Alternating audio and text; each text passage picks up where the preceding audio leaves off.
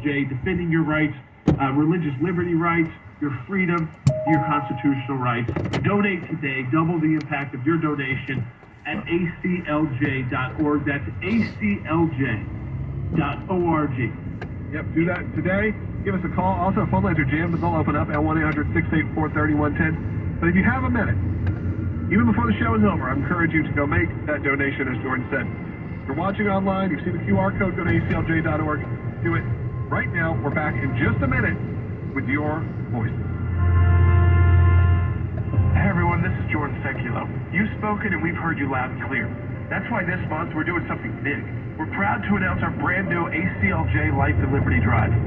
Our legal teams will be focusing on the issues that you, our ACLJ members, have told us matter the most to you: life and religious liberty.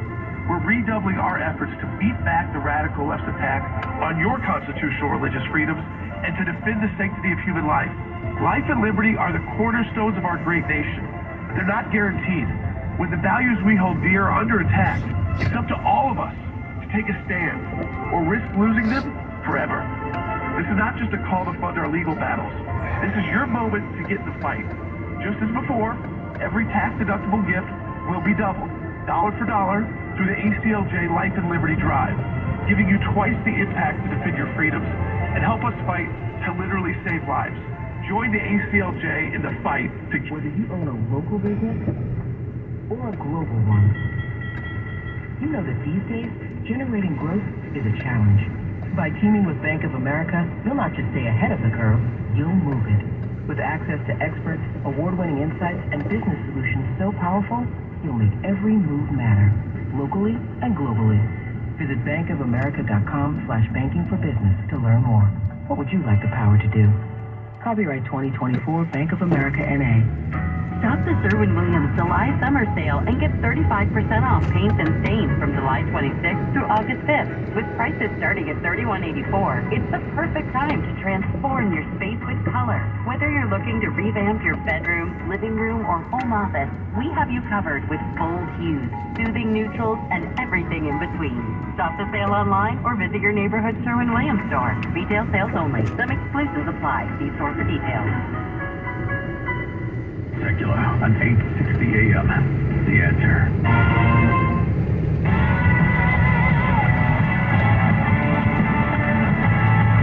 Welcome back to Secular Now. We hear from you. We're going to take your phone calls. Let's kick it off. There is some good news about the Supreme Court and obviously some announcements from President Biden about some potential changes to the Supreme Court. We're actually going to break that down in detail tomorrow on the broadcast. We want to make sure we had the time to really go through it and walk you through it. Let's go to Tina, who's calling on line 1 in Oklahoma. You're on the air. Hi, this is Tina. I just saw the NTD news flash about Joe Biden presenting the proposal for making changes to the Supreme Court, and that upsets me because I know he's trying to fight against the immunity that he gave President Trump, but he's also trying to get rid of some of the conservative people in the Supreme Court. But I wanted to know, what can we do as citizens to deal with this, because it affects the whole country. And I'm very concerned with that. If President Joe Biden can't even finish his tenure as the president, and he has been failing our country, and he can't qualify to run for president, he shouldn't be allowed to make any changes to anything, especially not the Supreme Court. Tina, let's get an understanding of that from Jordan and from Cece. I'll get both of your views, back-to-back lawyers who will understand this more than I do. Jordan, go ahead with your thoughts.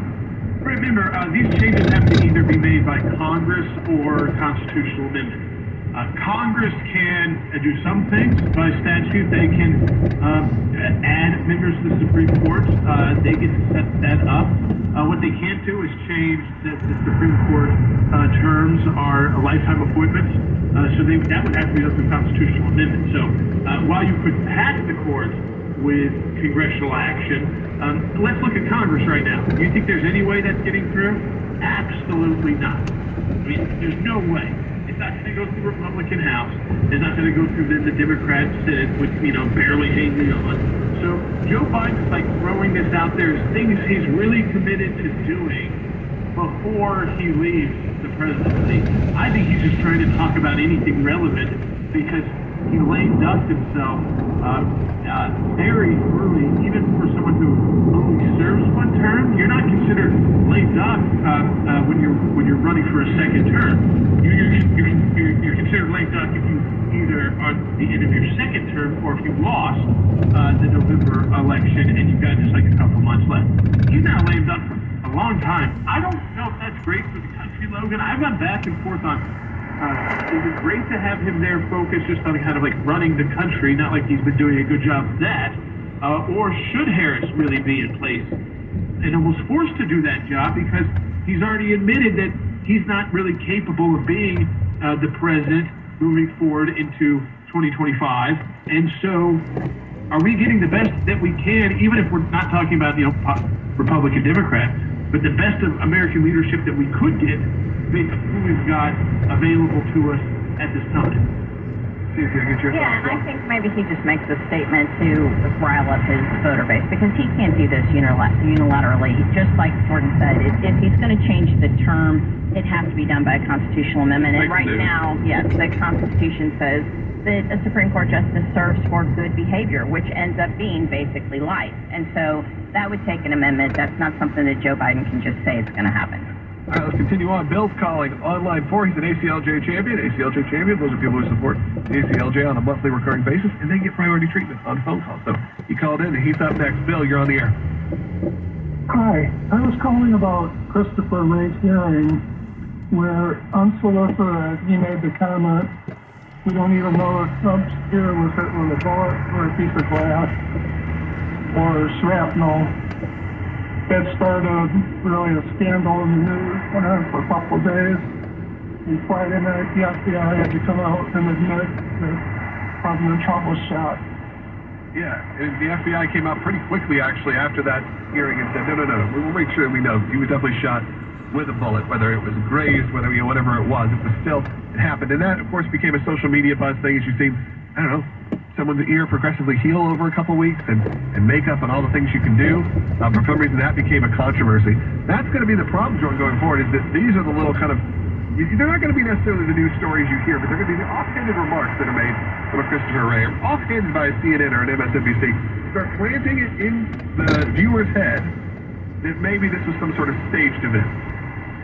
Right. I really do think Logan, when we talk about that Google story, then we talked about Christopher Wray trying to, who knows, it could have just been, shrapnel or something like that. That makes it any better. It was an assassination attempt. It barely missed the president's head. It hit his ear. We were all there. We saw the amount of blood. We saw what happened. He's gone through it a number of times. But they are trying to make the switch to Harris, and they're going to do anything possible to make this attempted assassination something that was part of the Trump-Biden campaign. Sure. All right, let's go ahead back to the phone calls. Let's go to Nancy in Texas on line 5, and I believe that will probably be our last call today, but we'll see. Stay on hold. We'll do our best. Nancy, you're on the air. Hello, thank you. I am a champion. Fantastic. I love you guys. I'm sorry, I didn't know. I want to put you on earlier. Nancy, go ahead. You only hold 5 minutes. You know what? You got it. You're good. Yeah, no, that's fine. I just want to say that you were talking about the journalists and how they all report bias, and I have a liberal friend that I visited, and she was teaching English and journalism in college. And the class, I don't remember the exact name, but it was something about presenting facts for a journalist, unbiased reporting. And yet their assignment in class was to choose a topic and pick a side and persuade. And I just feel like these schools are just teaching this and not teaching people, the kids, how to.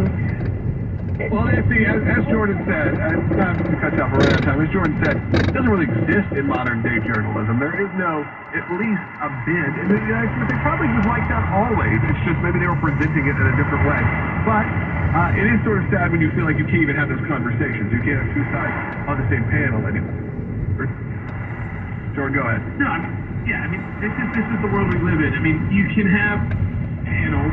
Usually when two different sides are on panels now, though, they've got a liberal Republican agreeing with a liberal Democrat. If you're on MSNBC, On CNN, you might see a little bit of difference, but not much.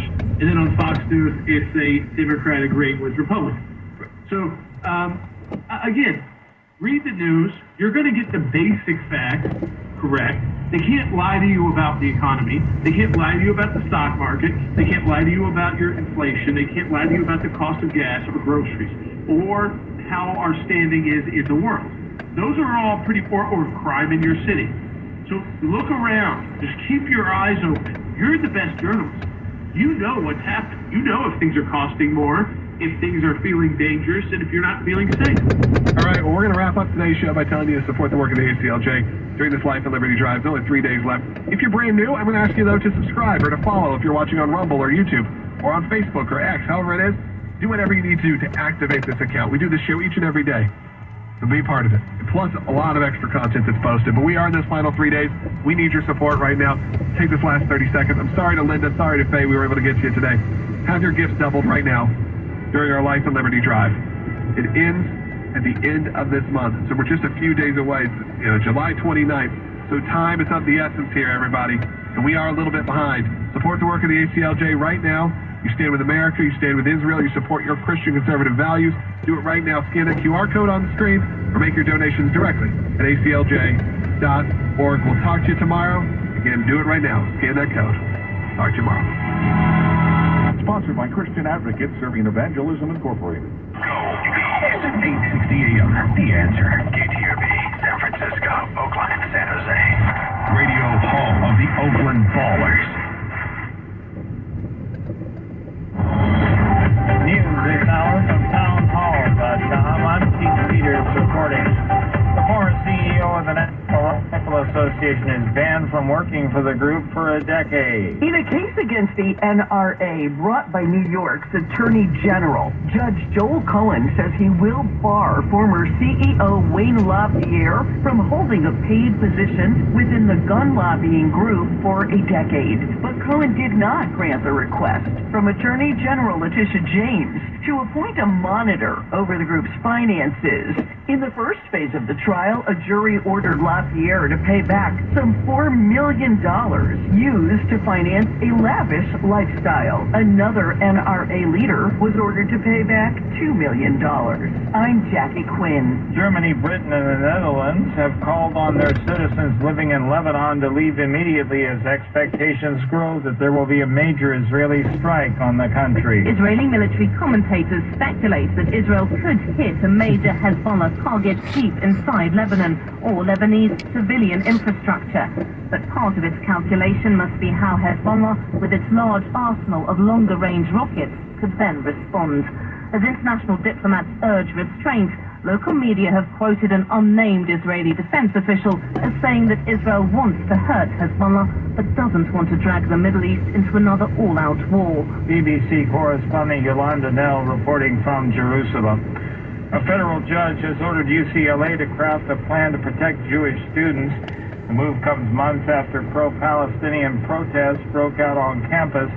3 Jewish students at the University of Pakistan had experienced discrimination on campus and that the university did not do enough to stop it. On Wall Street, they're down by 49 points. More at townhall.com. Hi everyone. If you've been injured in an accident that was not your fault, listen up. We have legal professionals standing by to answer your questions for free. Call now and find out if you have a case and how much it's potentially worth. Call 800-504-8790. I'm here with spokesman John Wolf. So John, tell everyone listening who should call right now. Well, Maria, first off, thank you for having me here. It's always nice to answer the listeners' questions. Now, as far as who should call in, anyone who's been injured in an accident and thinks you deserve compensation, give us a call right now. 800-504-8790. You'll find out if you have a case and how much it's potentially worth. Thanks, John. You heard it, folks. Take advantage of this opportunity and call now. 800-504-8790. Advertisement sponsored by Legal Health Center may not be available in all states.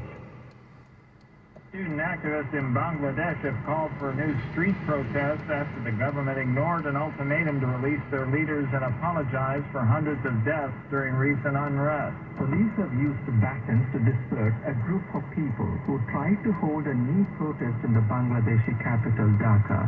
The government has launched a crackdown by arresting thousands of people, including opposition supporters and student leaders, in connection with this month's unrest.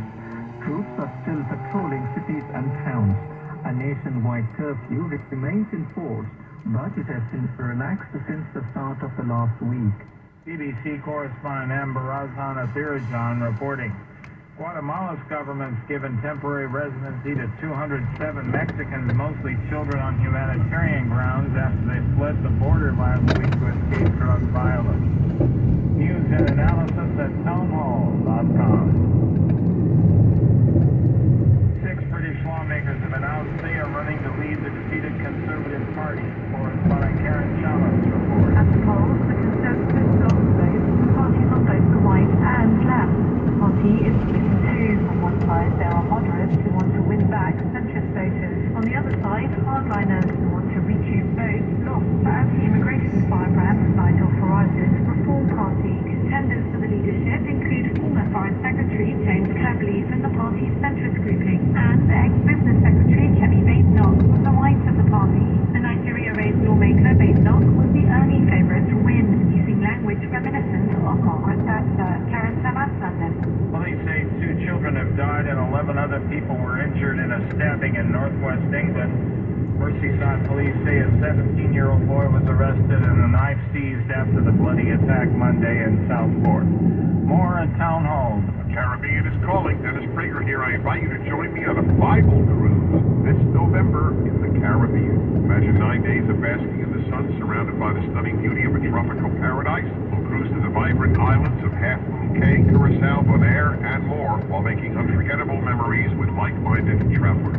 Stroll through Curaçao's iconic pastel-colored shops and snorkel in Bonaire's world-class coral reefs. You'll enjoy some of the most delicious cuisine aboard Holland America's Rotterdam, a fantastic destination itself with riveting shows and spectacular views. This experience is more than a vacation, it's a chance to participate in profound discussions. The fresh insights I will share with you about the books of the Bible and current events should energize and challenge you. Mark your calendars, November 29th to December 8th, 2024. Learn more and secure your spot on this once-in-a-lifetime adventure by calling 855-565-5519 or booking online at PragerBibleCruise.com. Are you tired of residential tenancy laws in California and wish there was a better way to invest in real estate? Hi, I'm Matt Hagar, president of Intero Commercial East Bay. We specialize in helping residential property owners transition their portfolios into commercial assets leased to tenants such as Walgreens, Starbucks, and the U.S. government. These properties offer around 3 times the cash flow of a single-family investment, and all expenses are paid by the tenant. If you'd like to know more, visit Hagar.group. That's HAGAR.group.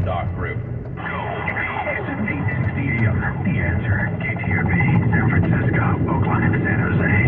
Radio home of the Oakland Ballers. Streaming now on iHeart.com and the Odyssey app. 8:60 a.m. The Answer. Portions of our programming may be pre-recorded. The angle, the will, and the seed. Fear not. You found the place for truth. The voice of a generation that still has the will to believe it's the greatest country in the history of the world. This is the Charlie Kirk Show. Buckle up. Here we go. Okay, everybody, radio stations across the country, honor you with you as always. We are here to stay steady in the midst of the fury of what they call Kamala-mentum. It's all synthetic, it's artificial. Well, let's recap a very powerful weekend for President Trump. President Trump had a choice this last weekend. Could have continued to just do rallies as he's always done, which is important, it's helpful.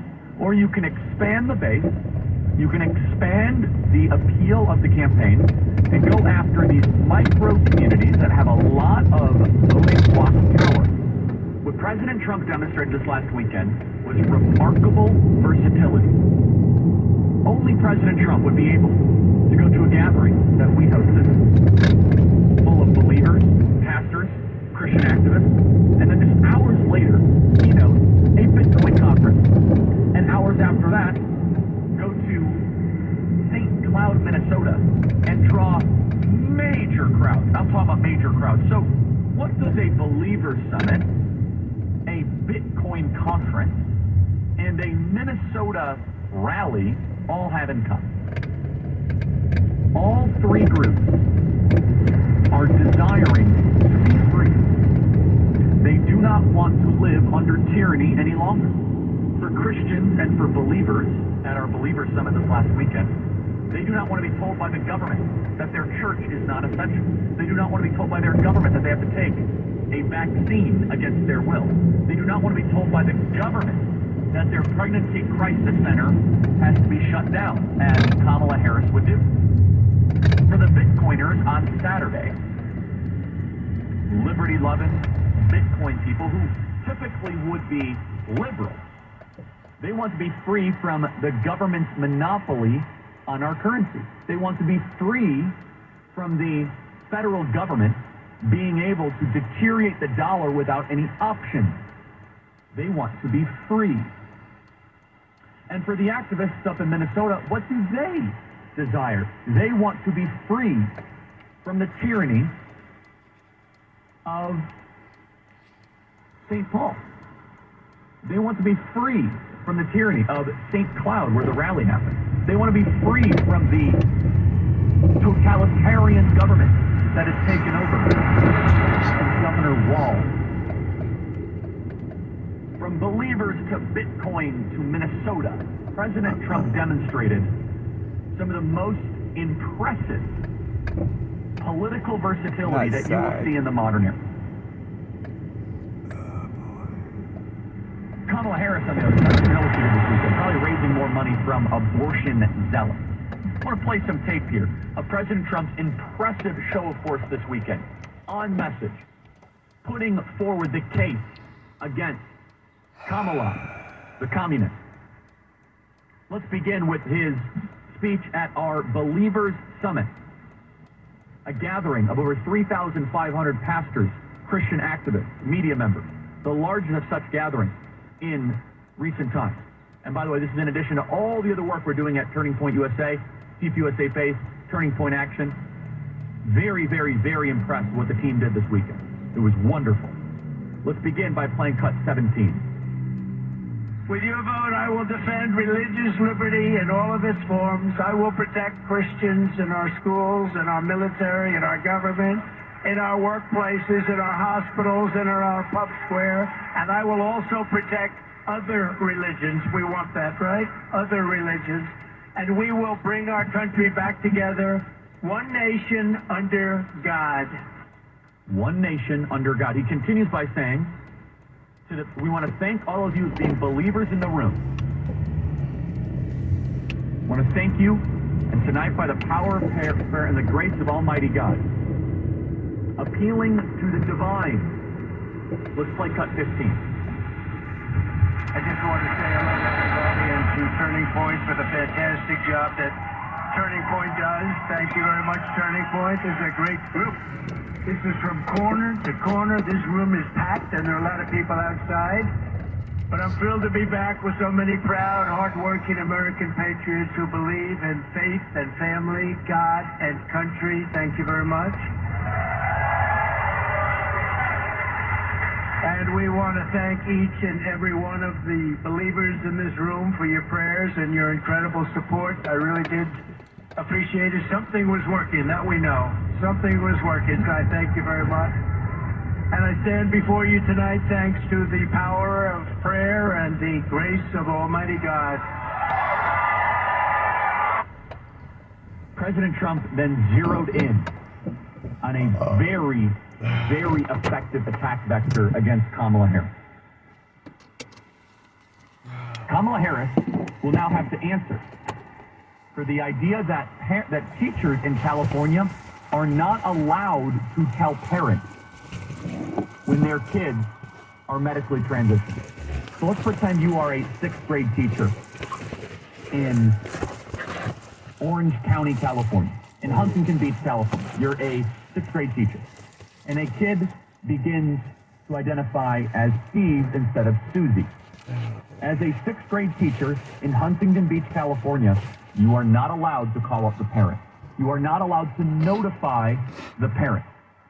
This is pure, unadulterated Marxism. The destruction of the nuclear family as we know it. Yeah, anyway.